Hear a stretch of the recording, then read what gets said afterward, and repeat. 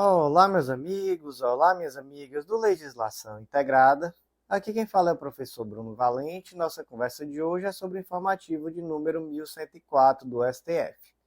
Antes de começar, não deixe de se inscrever no nosso canal, seja no Spotify, Deezer, Apple Podcasts, Google Podcasts ou no YouTube, nem de ativar o sininho para ficar sabendo de todas as novidades. Nos segue também no Instagram, @legislação_integrada. Compartilha com aquele amigo que tem interesse nesse tipo de conteúdo. E o mais importante de todos os convites, acessa legislaçãointegrada.com.br e vem conhecer o Clube da Lei, esse clube de membros que dá acesso a todos os materiais de lei seca e jurisprudência do Legislação Integrada e a mais de 100 planos de leitura, planos por carreira e por edital, material semanalmente atualizado, tudo que você precisa para um estudo completo e atualizado de lei seca e jurisprudência. Aproveita também para conhecer o Mapa do Aprovado, esse curso que te ensina a organizar teus estudos de uma forma super estratégica e pautada na tua realidade com muita autonomia. E por fim, não deixa de conhecer também a Editora Integrada, que é essa editora que é uma parceira do concurseiro naquele momento de publicar aquele livro que está ali na gaveta, que pode ser uma monografia, um TCC, uma tese, e que pode até mesmo ser tão importante em uma futura prova de títulos. Então, sua oportunidade de publicar aquele livro com a gente. Meus amigos, sem mais delongas, vamos para o primeiro julgado do dia. E o primeiro julgado de hoje já não é tão relevante e por isso eu vou ler somente o destaque. É constitucional, pois ocorrida dentro dos limites explicitados pelo STF no julgamento da DI 5991 do DF, a prorrogação antecipada do contrato de concessão do serviço de transporte coletivo do corredor metropolitano São Mateus-Jabaquara, promovida pelos decretos 65.574 de 2021 e 65.757 de 2021, ambos do Estado de São Paulo. Próximo julgado do dia foi inserido na Constituição Federal, destaque da seguinte forma: é inconstitucional por ultrapassar a prerrogativa pautada na mera reorganização administrativa e ofender o princípio da reserva legal, norma estadual que autoriza a transformação, mediante decreto ou outro ato normativo infralegal, de funções de confiança em cargos de comissão e vice-versa. Primeiro ponto, gente, vamos diferenciar função de confiança de cargo em comissão. E aí, em primeiro lugar, as duas situações são de livre exoneração e nomeação, ok? Mas existe uma diferença substancial entre o cargo em comissão e a função de confiança. A função de confiança, ela só pode ser exercida por um servidor público que já é titular de um cargo efetivo. Então, o indivíduo ele possui um cargo efetivo, ele é um servidor público com cargo efetivo, e ele vai exercer uma função de confiança. Então, na prática, possuem naturezas e formas de provimento distintas. Certo, partindo desse pressuposto, é possível que o governador do estado, através de um decreto, por exemplo, transforme cargos em comissão em funções de confiança ou vice-versa? Gente, a resposta é não. E a resposta para isso está no artigo 61, parágrafo 1º da Constituição Federal.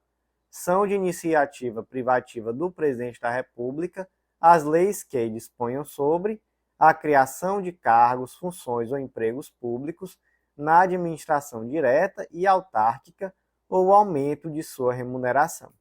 Então, veja só, a lei que vai criar cargo público, emprego, função pública, essa lei é de iniciativa privativa do Presidente da República. E, se for no âmbito estadual, né, do governador do estado. Mas veja só, é uma lei de iniciativa privativa do chefe do executivo. Não temos aqui uma possibilidade de um ato infralegal criar cargo, função, emprego público. É necessário que seja através de lei. Ah, professor, mas não está criando, está transformando. Gente, na prática, você está extinguindo um cargo que existe, por exemplo, um cargo comissionado, e criando uma função de confiança. Então, você está extinguindo ou criando. Ah, professor, então Não é possível que, por exemplo, o chefe do executivo tenha uma autonomia mínima para reorganizar o funcionamento interno do âmbito do executivo. Gente, pode, mas o artigo 84, inciso 6º A e B, traz os dois requisitos: não gerar aumento de despesa e a possibilidade de extinguir em função ou cargo público somente se este estiver vago. Então, se o cargo estiver vago, até pode extinguir, por exemplo, mas não pode extinguir aquele cargo que está ocupado, cargo ou função pública. Gente, essas leis do estado de Sergipe, elas foram até além. No âmbito do executivo, elas atribuíram essa possibilidade mediante decreto.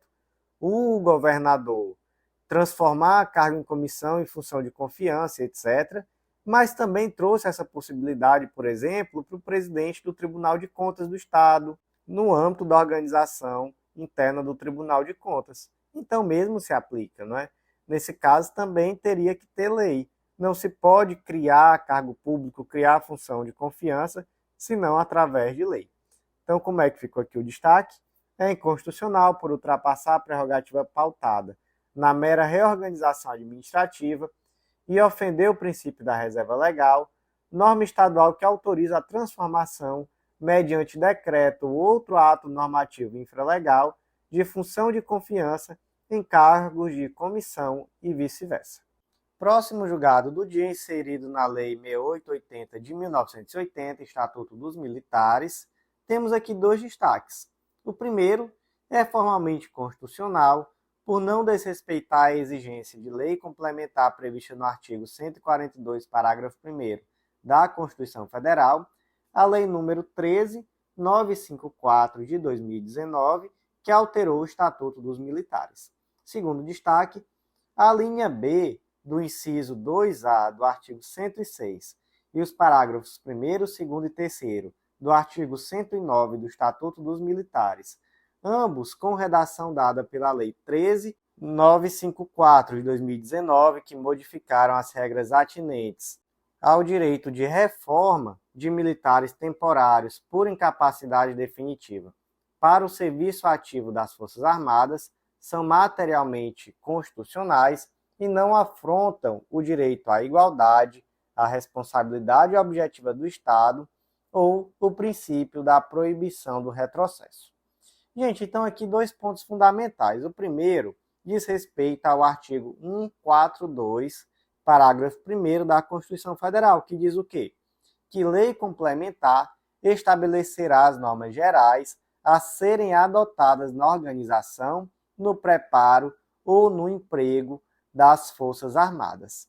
E aí nós temos uma lei ordinária, a Lei 13.954 de 2019, que altera o Estatuto dos Militares, que é a Lei número 6880 de 1980. Certo, isso é incondizente com o artigo 142, parágrafo 1º da Constituição Federal? Não, gente, não é. Veja só o que o STF decidiu aqui. A melhor leitura do artigo 142, parágrafo 1º da Constituição Federal é no sentido de que a exigência de lei complementar está diretamente relacionada ao órgão Forças Armadas e não a seus membros. Portanto, a norma que dispõe sobre a reforma de militares temporários não está sujeita à reserva de lei complementar. Então, veja só a diferenciação. A lei vai tratar sobre Forças Armadas, lei complementar. Por outro lado, a lei vai tratar simplesmente sobre membros das Forças Armadas. E aí? Aí pode ser lei ordinária. Simples, gente. E aí, nesse caso, a lei tratava sobre inatividade e reforma de militares temporários. Então, quanto a isso, formalmente a lei é constitucional. E materialmente, professor? Gente, materialmente entendeu-se que também. No caso, essa lei traz limitações ao direito de reforma e de indenização do militar temporário e traz um tratamento distinto em relação ao tema entre o militar temporário e o militar efetivo. E aí, gente, isso é constitucional? É, gente, esse tratamento desigual é constitucional, até porque se tratam de situações diversas, de cargos distintos, então, de fato, é possível você trazer um tratamento diverso em relação, ou melhor, entre o militar temporário e o militar efetivo. Um ponto aqui, por exemplo, que trouxe grande polêmica. Essa lei trouxe que caso o militar temporário se torne incapaz de, por algum motivo que seja, de exercer o serviço militar, mas ele continue sendo capaz de exercer alguma profissão não militar, ele só vai ser indenizado pelo período que ele iria prestar o serviço militar. O STF entendeu que isso é constitucional, isso não fere o princípio da proibição do retrocesso e que não existe direito adquirido a regime jurídico. Ah, professor, mas em relação ao militar efetivo, a previsão é diferente. Não dá para equiparar uma carreira a outra? Gente, não, né? A gente sabe que o judiciário não pode aumentar a vantagem ou equiparar regime sobre fundamento de isonomia. Então, realmente não é possível.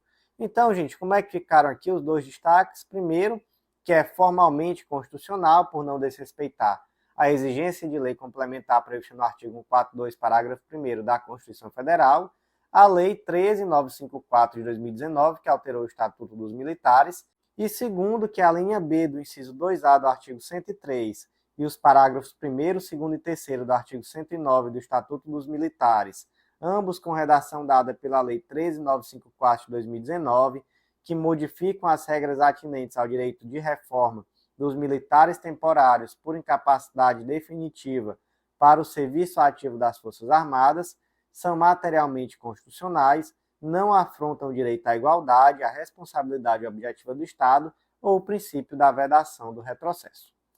Próximo julgado do dia foi inserido na Constituição Federal destaque da seguinte forma: sociedade de economia mista com o metrô do Distrito Federal, desde que prestem serviço público essencial em regime de exclusividade, monopólio natural e sem intuito lucrativo, submetem-se ao regime constitucional de precatórios para o adimplemento de seus débitos. Meus amigos, empresa pública e sociedade de economia mista são beneficiadas pelo regime de precatório? Aí depende.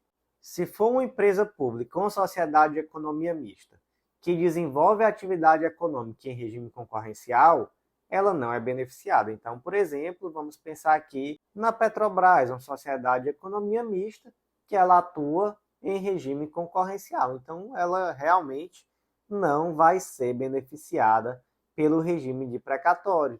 Tem tese de repercussão geral sobre o tema, tá, gente? Essa tese foi fixada no recurso extraordinário 599628 do STF.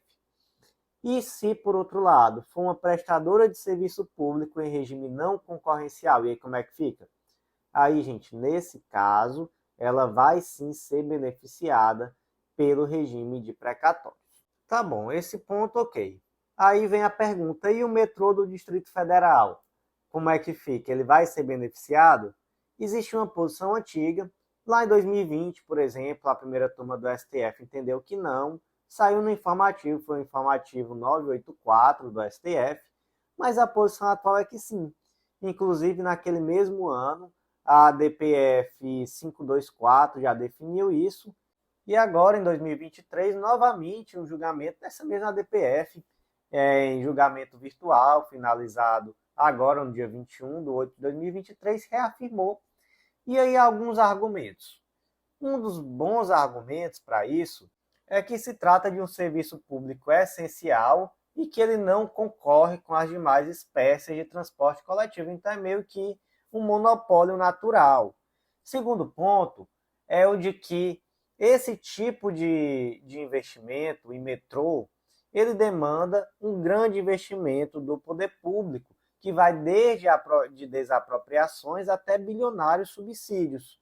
E aí essa transferência de recurso ela deve sim estar condicionada aos princípios constitucionais de gestão fiscal e orçamentária.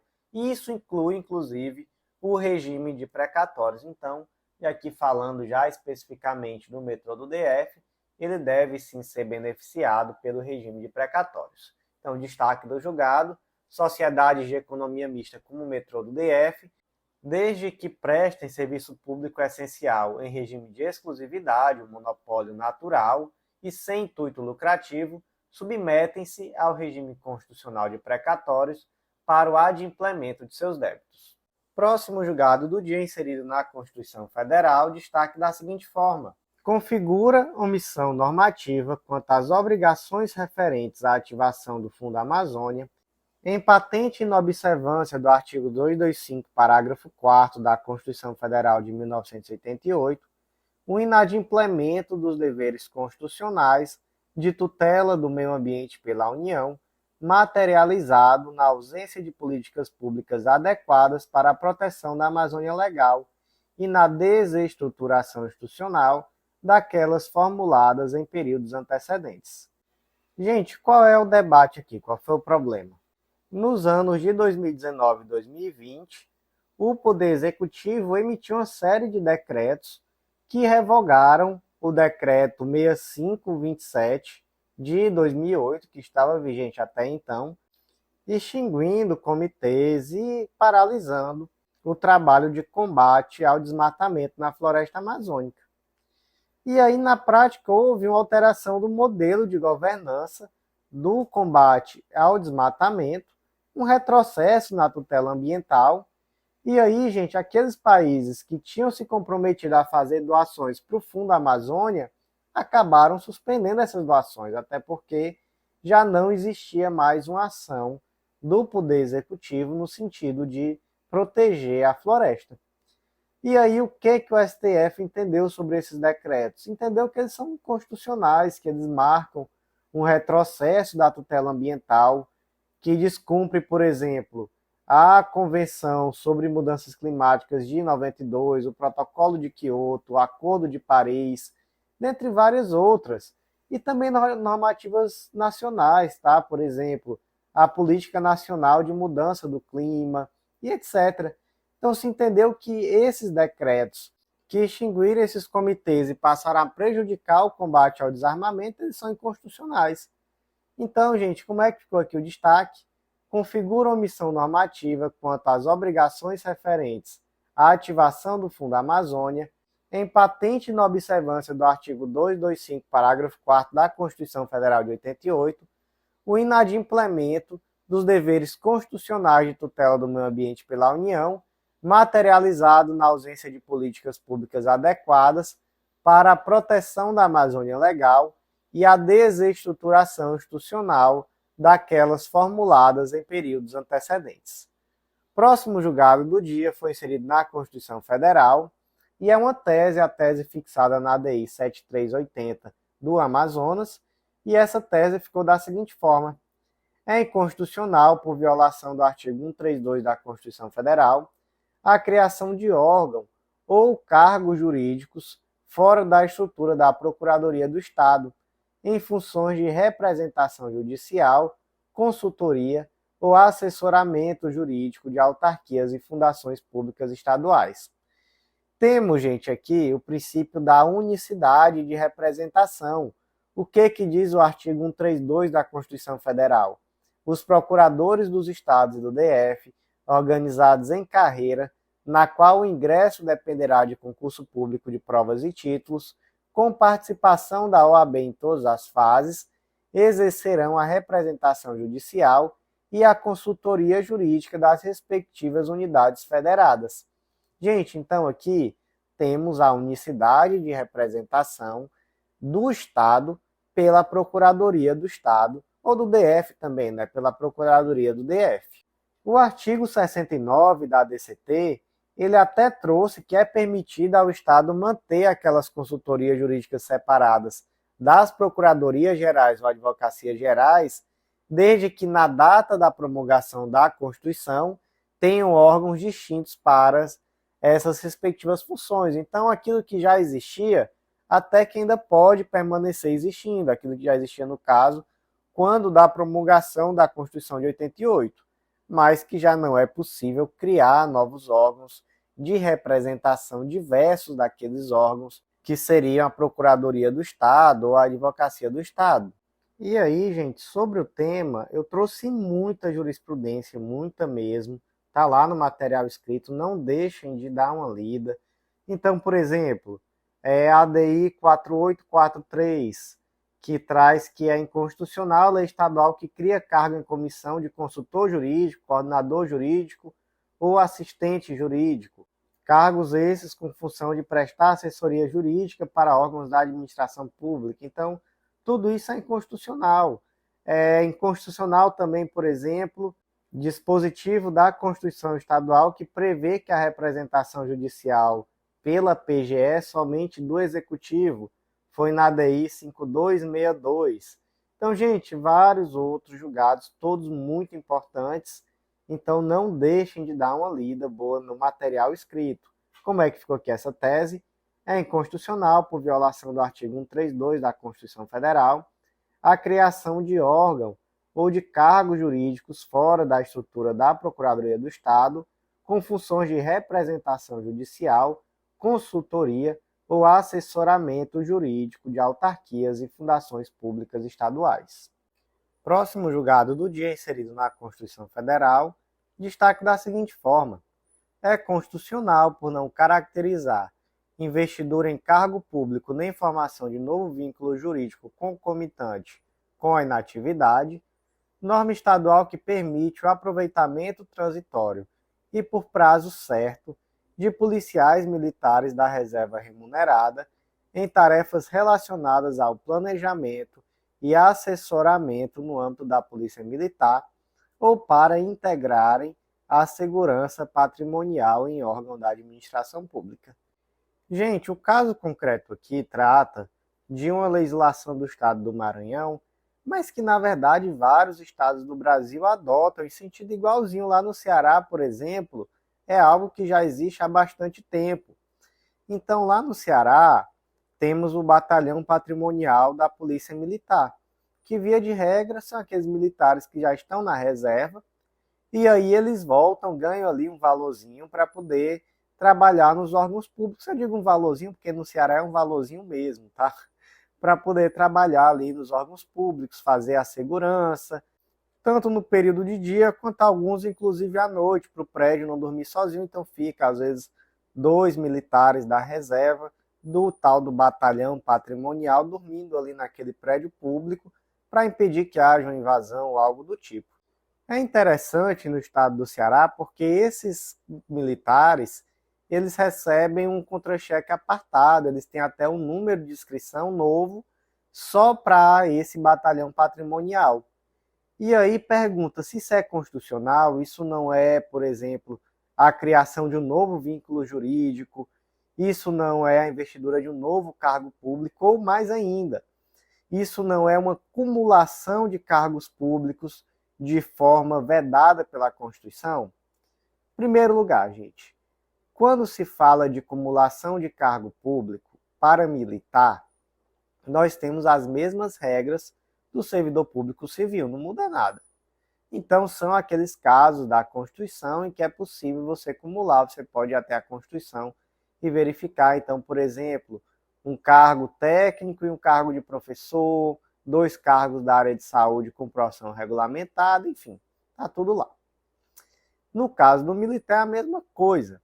E aí pergunta-se, essa lei, aqui no caso do militar, que permite que esse militar da reserva volte para ativa para compor um batalhão patrimonial, ou até mesmo aqui exerça alguma função de planejamento e assessoramento, enfim, trata-se de uma lei inconstitucional? Não, não se trata, não se está criando novo cargo, nova função, não se está também acumulando funções ou cargos, então, de fato, não se trata aqui de uma lei inconstitucional, não forma um novo vínculo jurídico, não cria novo cargo público.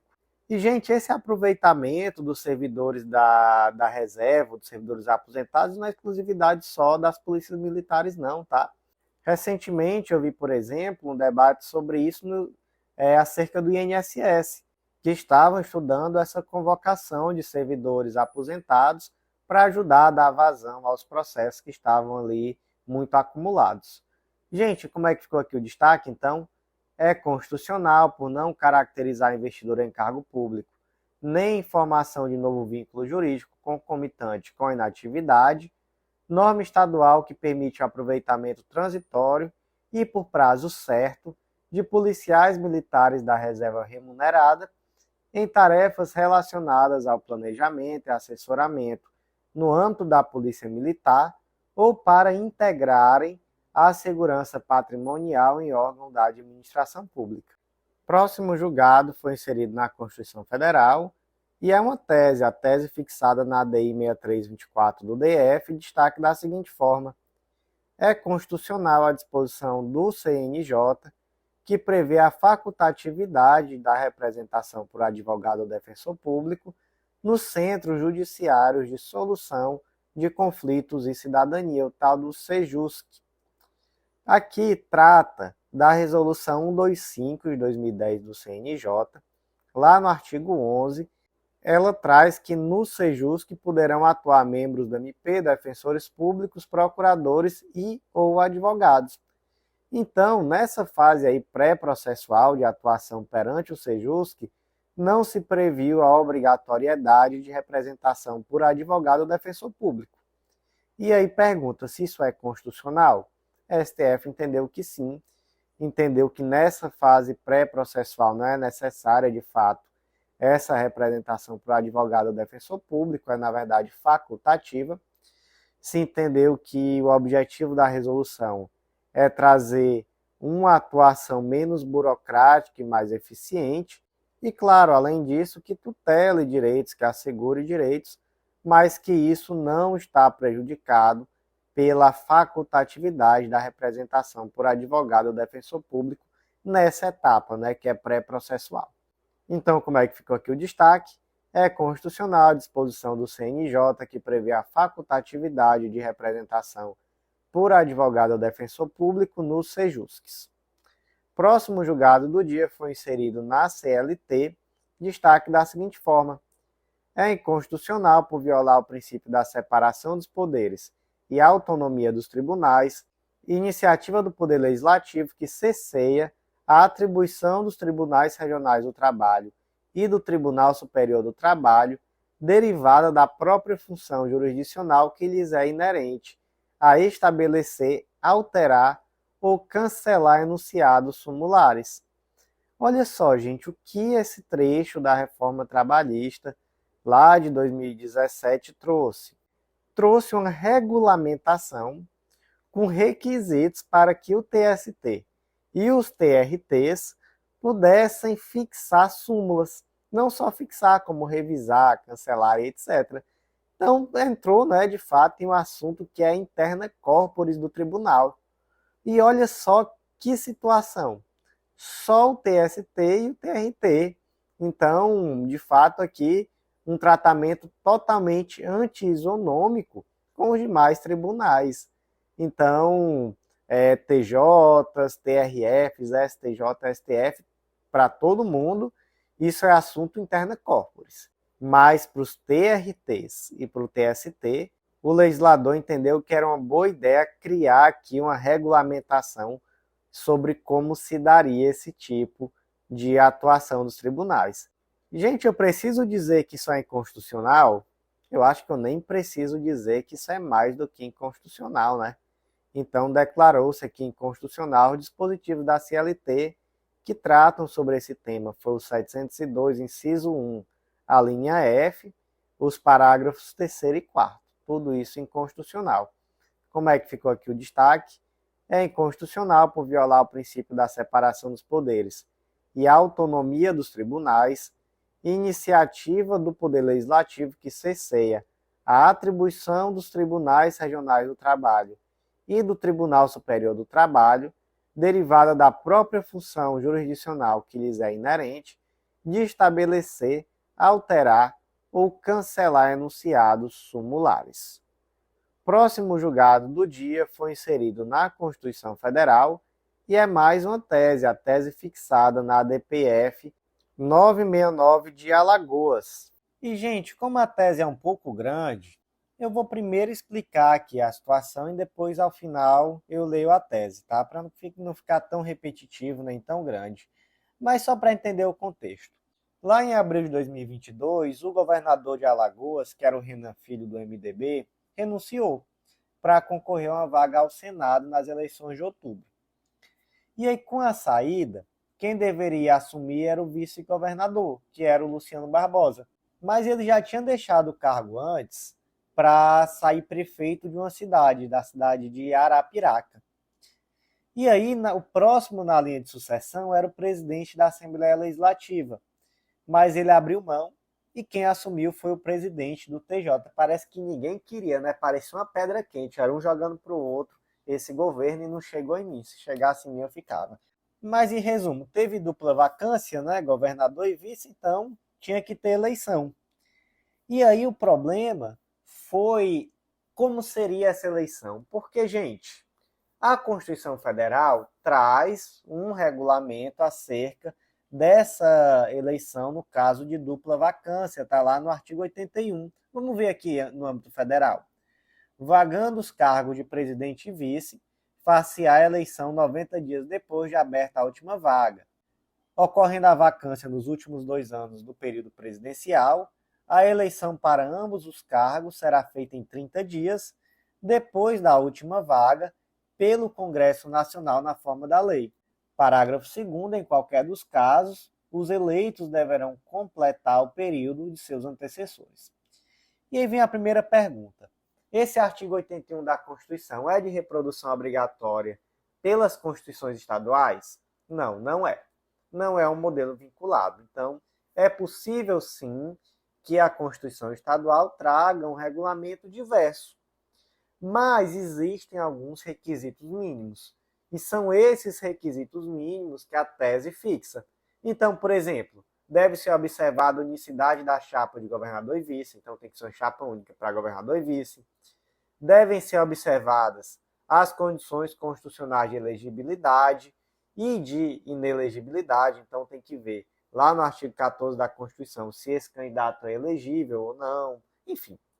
É possível que a votação seja pela Assembleia Legislativa e é possível também que essa votação seja nominal e aberta, era um ponto de debate. No caso concreto, foi votação nominal e aberta, foi possível ver como cada deputado votou. E não é necessário, outro ponto de debate, que seja uma eleição por maioria absoluta. Pode ser uma maioria simples. A Constituição Estadual pode dizer que será eleito aquele que tiver a maioria simples. Outro ponto, quando sai o primeiro edital de convocação, ele foi judicializado, foi suspenso. E aí, no segundo edital de convocação que saiu para os candidatos, o prazo era bem pequenininho, era de horas. Assim, era horas, mas dava, sei lá, uns 2, 3 dias. Então, assim, o prazo era muito rápido. Isso é possível? Esse prazo muito exíguo? É possível também. Você entendeu que não há nenhum problema. E aí, no final das contas, foi eleito o Paulo Dantas e como vice o José Vanderlei Neto, e eles levaram 21 dos 25 votos dos presentes. Lá tem um total de 27 deputados estaduais. Então nem fazia muito sentido brigar por ser maioria simples ou absoluta, né? Porque o candidato que foi eleito levou 21 dos 25 votos. Então, gente, como é que ficou aqui a tese? Os princípios possuem autonomia relativa na solução normativa do problema da dupla vacância da chefia do Poder Executivo, não estando vinculados ao modelo e ao procedimento federal, mas tampouco pode desviar-se dos princípios constitucionais que norteiam a matéria por força do artigo 25 da Constituição Federal, devendo observar: 1. A necessidade de registro e votação dos candidatos de governador e vice por meio de chapa única. 2. A observância das condições constitucionais de elegibilidade e das hipóteses de inelegibilidade previstas no artigo 14 da Constituição e na lei complementar que se refere ao artigo 14, parágrafo 9º. 3. Que a filiação partidária não pressupõe a escolha em convenção partidária, nem o registro da candidatura pelo partido. 4. A regra da maioria, enquanto critério de averiguação do candidato vencedor, não se mostra afeta a qualquer preceito constitucional que vincule os estados ou DF. Próximo julgado do dia foi inserido na Lei Maria da Penha, destaque da seguinte forma: a interpretação no sentido da obrigatoriedade da audiência prevista no artigo 16 da Lei Maria da Penha, sem que haja pedido de sua realização pela ofendida, viola o texto constitucional e as disposições internacionais que o Brasil se obrigou a cumprir, na medida em que discrimina injustamente a própria vítima de violência. O que é que diz o artigo 16 da Lei Maria da Penha? Nas ações penais públicas condicionadas à representação da ofendida de que trata esta lei, só será admitida a renúncia à representação perante o juiz em audiência especialmente designada para tal finalidade, antes do recebimento da denúncia e ouvido o Ministério Público. Então temos uma norma especial, não é, gente? O artigo 25 do CPP traz que é possível a retratação da representação até o oferecimento da denúncia. Então, até o oferecimento. Na Lei Maria da Penha, essa retratação é possível até o recebimento da denúncia. Mas existe aí um detalhe a mais. Ela tem que ser feita em audiência especialmente designada para tal finalidade. Para que isso, professor? O objetivo é possibilitar que essa mulher vítima de violência tenha à sua disposição uma equipe multidisciplinar que garanta que essa retratação ela está se dando de forma espontânea. Então, é uma segurança a mais de que essa mulher não está se retratando simplesmente com medo do agressor. Para isso que existe essa audiência.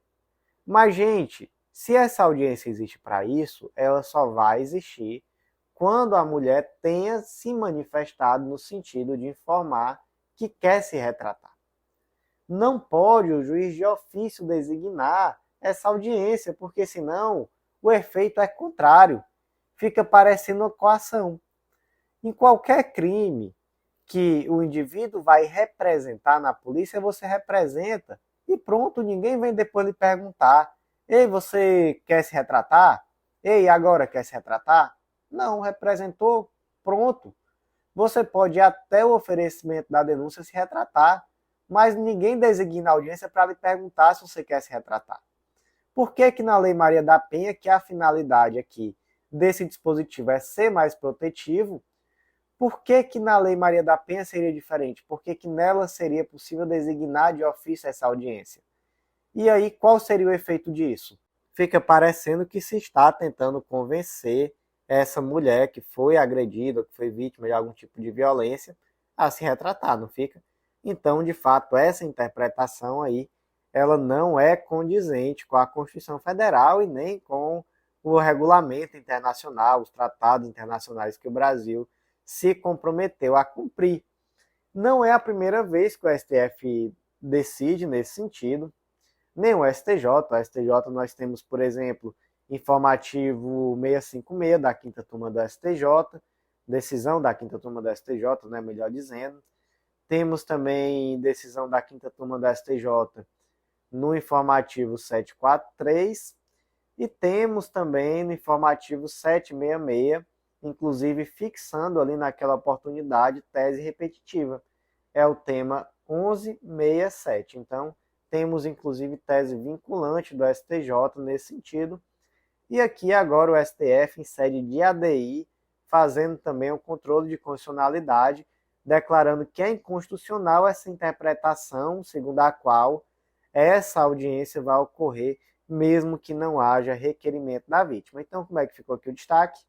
A interpretação no sentido da obrigatoriedade da audiência prevista no artigo 16 da Lei Maria da Penha, sem que haja pedido de sua realização pela ofendida, viola o texto constitucional e as disposições constitucionais que o Brasil se obrigou a cumprir, na medida em que discrimina injustamente a própria vítima de violência. E o último julgado de hoje, que é também o mais polêmico, foi inserido no Código de Processo Civil, destaque da seguinte forma: é inconstitucional, por violar os princípios do juiz natural, da razoabilidade e da proporcionalidade, o inciso 6º do artigo 114 do CPC, que estabelece que o magistrado está impedido de atuar nos processos em que a parte seja cliente do escritório de advocacia de seu cônjuge, companheiro ou parente consanguíneo ou afim em linha reta ou colateral até o 3º grau, inclusive, ainda que essa mesma parte seja representada por advogado de escritório diverso. Gente, o que diz esse dispositivo que foi declarado inconstitucional? E aí, para que não haja dúvida, tá? Porque a princípio eu tinha imaginado uma coisa diferente. O dispositivo foi declarado inconstitucional mesmo, não foi uma interpretação conforme a Constituição, enfim, nada disso não. É declarado inconstitucional. Há impedimento do juiz, sendo-lhe vedado exercer as funções no processo, inciso 8º, em que figure como parte cliente de escritório de advocacia de seu cônjuge, companheiro ou parente, consanguíneo ou afim, em linha reta ou colateral até o 3º grau, inclusive, mesmo que patrocinado por advogado de outro escritório. Como eu disse, gente, esse julgado é polêmico. E é necessário ter muito cuidado, porque o primeiro contato que eu tive com ele foi pelo Instagram. E aí, infelizmente, em redes sociais é muito comum que você diminua o debate. Então, por mais que possam sim existir bons argumentos pela constitucionalidade desse dispositivo, é muito provável que você já tenha tido contato com um debate raso que meio que polemizou essa declaração de inconstitucionalidade. Qual o problema desse dispositivo, gente? O problema é que ele determina que o simples fato da pessoa ser representada por um escritório de advocacia no qual trabalha o cônjuge do juiz, ou companheiro, companheira, ou mesmo um parente consanguíneo afim, e aí tanto na linha reta quanto na colateral até o 3º grau, esse simples fato torna o juiz impedido. E aí de início você pensa, ótimo, porque assim você está preservando a imparcialidade do juiz. Mas vamos ver mais de perto esse dispositivo. Primeiro ponto. Existem escritórios de advocacia que são muito grandes. E outros que nem são tão grandes, mas recebem muitos subestabelecimentos para realizar audiências. E existem também empresas que são extremamente litigantes, então que muitas vezes estão no polo passivo de muitas ações, principalmente consumeristas. E aí tem um dado em um dos votos, eu acho que é do ministro Gilmar Mendes, que traz, eu não vou ser preciso nesse dado, tá? Eu peço desculpa, alguém pode ir ao voto para vê-lo mais precisamente, mas salvo engano dizia que 10% das ações em direito do consumidor no estado de São Paulo eram contra o Banco Itaú. Então, assim, era um dado que até me surpreendeu, achei estranho, mas era algo desse tipo. E aí você imagina quantos escritórios de advocacia não têm ações representando o Banco Itaú, quantos outros não fazem audiência por meio de subestabelecimento para o Banco Itaú. E aí você imagina como é que fica, por exemplo, a situação da esposa de um juiz que não pode estar vinculada a nenhum desses escritórios. Por quê? Porque se um desses processos chegar na vara onde o marido dela trabalha, o marido dela estará impedido. Ou então, o que isso criaria? Primeiro, isso cria uma situação desproporcional para o juiz que não tem como saber qual é a carteira de clientes do escritório onde trabalha o parente dele, até porque não é só o cônjuge, aqui é parente até o 3º grau. Então, na prática, é meio que impossível para o juiz saber se ele é impedido ou não para julgar a ação. Segundo ponto, se criaria aqui uma discriminação no mercado de trabalho desse parente de juiz, porque, eu vou contratar aqui um advogado que é parente de juiz, e aí o juiz vai ficar impedido para julgar os processos do nosso escritório, todos os processos do escritório, por mais que seja um escritório grande, que esse advogado não vai ter um mínimo contato com o processo. Então, sim, de fato, se cria ali uma situação muito complicada. Terceiro ponto, você traz uma forma muito simples de burlar o princípio do juiz natural. Então vamos imaginar que é uma situação bem bizarra. Imagina que eu não quero mais o juiz no meu processo. Aí eu descubro que tem um sobrinho dele que trabalha no escritório X. Vai ter uma audiência qualquer, eu subestabeleço para algum advogado desse escritório para ele fazer essa audiência para mim. O juiz já está de cara impedido. Então eu criei aí artificialmente um impedimento. Acaba que se torna relativamente simples, né, de criar impedimento de juiz. O ministro Zanin, ele trouxe também um argumento que, enfim, eu vou trazer porque em alguma medida é interessante, que ele disse que traz uma discriminação indevida entre advogado público e privado. Qual é o argumento dele? Ele diz que o advogado público ele também tem um interesse na procedência do pedido, porque ele ganha honorários, então existe interesse. E não só na procedência dele, né? Na procedência de qualquer pedido. Por exemplo, ele é um advogado da AGU, recebe honorários. Ele tem ali um interesse que os pedidos da AGU sejam procedentes, porque ele vai receber honorários. Da mesma forma, a Procuradoria Estadual, que paga honorários, enfim. Aí você imagina, por exemplo, a esposa é procuradora estadual, o juiz é juiz estadual. Se essa regra fosse aplicada no âmbito do poder público, segundo o argumento aqui do Zanin, tá, gente? Então, o juiz estaria impedido de julgar qualquer processo da Procuradoria Estadual. Por quê? Porque a sua esposa é procuradora estadual e tem interesse na procedência dos pedidos, porque ela ganha honorário de sucumbência. Então, olha só como ele foi longe na argumentação para dizer que existe aqui uma discriminação indevida entre advogado público e advogado privado, porque se o escritório de advocacia torna o juiz impedido, então o fato de, por exemplo, a esposa dele ser procuradora do Estado também o tornaria impedido de julgar ações contra o Estado, já que o Estado seria representado pela Procuradoria. É um argumento interessante, né, gente? É um reforço argumentativo aqui. E foi um argumento utilizado pelo Cristiano Zanin. Mas, gente, tem um argumento em si que eu acho que é muito forte.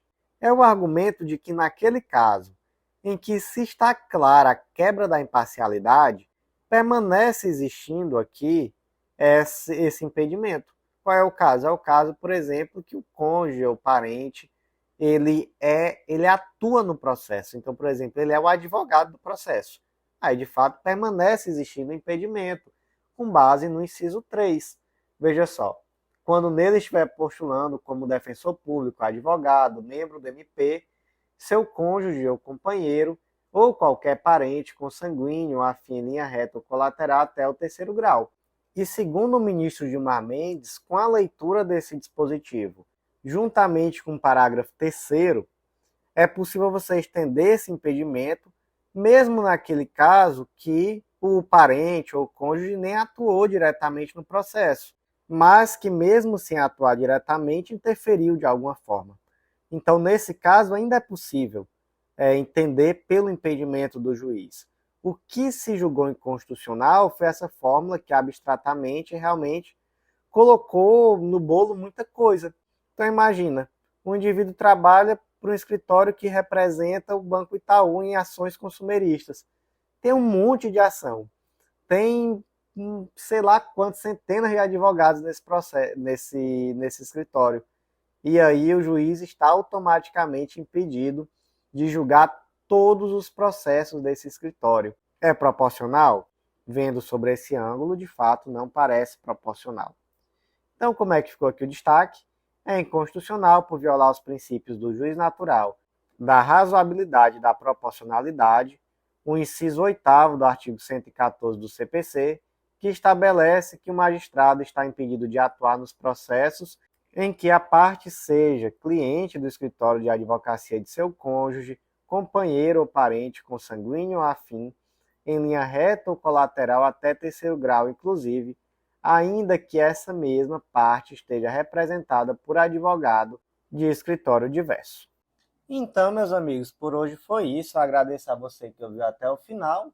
Não deixa de acessar legislaçãointegrada.com.br, vem conhecer o Clube da Lei. Essa assinatura com certeza vai agregar muito no teu estudo com material semanalmente atualizado e completo de lei seca e jurisprudência. Gente, eu tenho certeza que é aquilo que você precisa para um estudo completo, atualizado e organizado de lei seca e jurisprudência.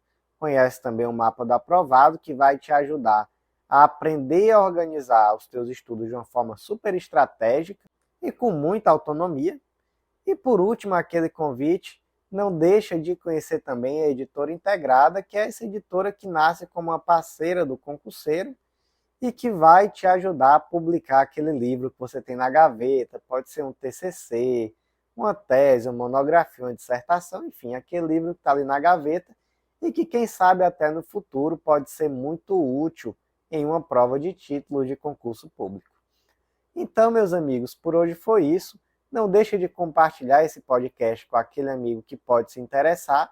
E por hoje foi isso. Até a próxima.